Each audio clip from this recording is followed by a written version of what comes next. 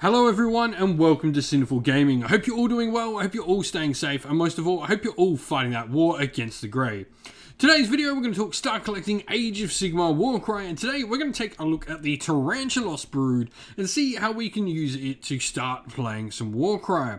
In this video we'll go through the context of the Tarantulos brood box set that is soon to come out by themselves, which is really cool. We'll talk about all the models inside of this, what they all can do on the table. We'll then look at some other models we can bring into our Tarantulos brood force as some allies to give us a little bit more power to our force, and finally finish off with a 1000 renown sample warband at the end of the video for you to use as some inspiration to create your own warband, or indeed copy ours if that's what you wish to do. And so let's start by talking about the Tarantulos brood. First of all, we have a broodmaster. This is our leader option for the unit. You can see him with his 4 arms there.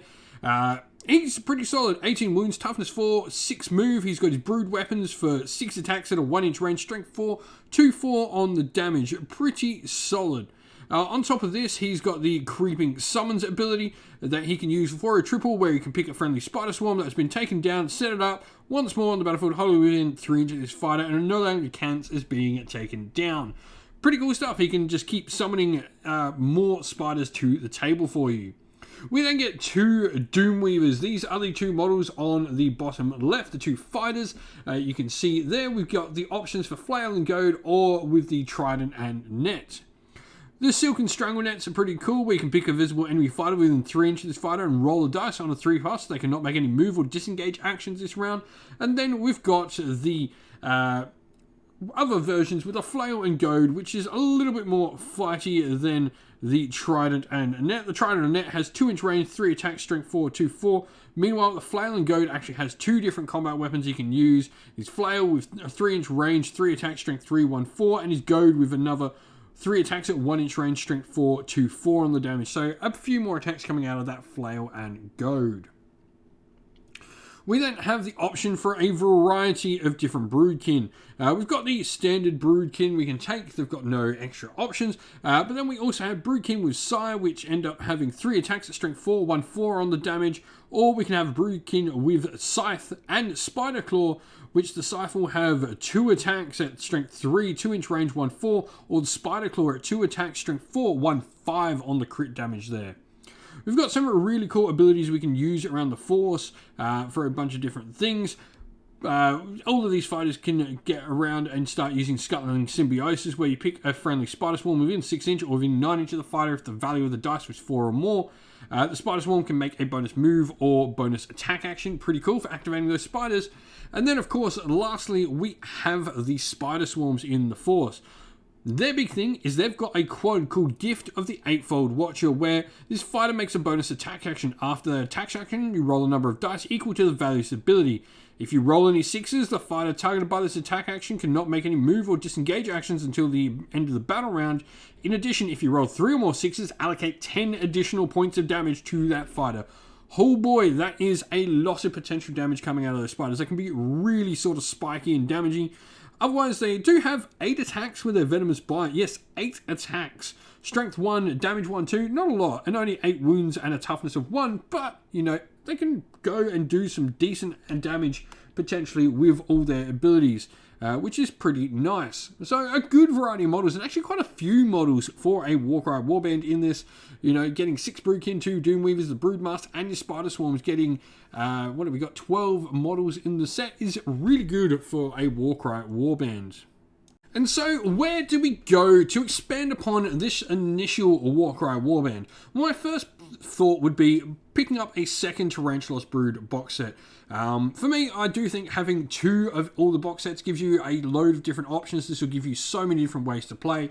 You can play with doubles of your Broodmaster if you want. You'll get additional of the Doomweavers, and you'll be able to build up, you know, a decent amount of different broodkin models to sort of play with the ones you really want. Not only that, but potentially play with a spider-heavy force as well, with, you know, like 6 spiders or more in the force.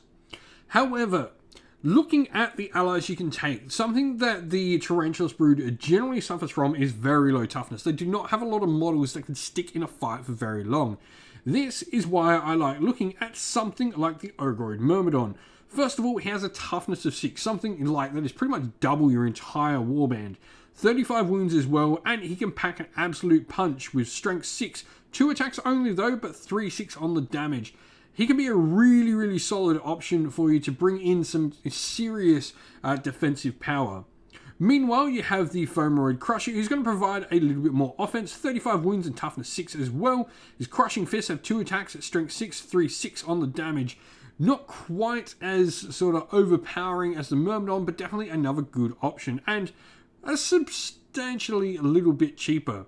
Lastly, a Varangard. You could really make a cool, sort of Broodkin Varangard. I think if you want to convert a nice cool model up of one of the Tarantulos brood that's actually ascended to become a member of the Vanguard, could be a really cool conversion. But Vanguard give you 35 wounds, toughness 6 like the other 2 models, and give you 4 attacks, strength 4, 3/5 on the damage with the ensorcelled weapons.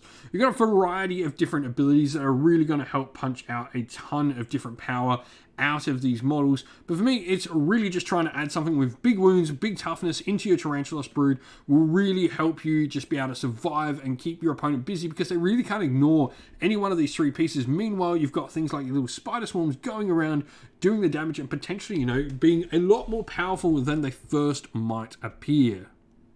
And so, at the end of the video, here is our little sample army for you. Obviously, in the Grand Alliance of Chaos, and our allegiance is Tarantulos Brood. Now, we've gone for a leader here with our Broodmaster. I think he is just a solid choice. He's the only leader option we've got anyway, really.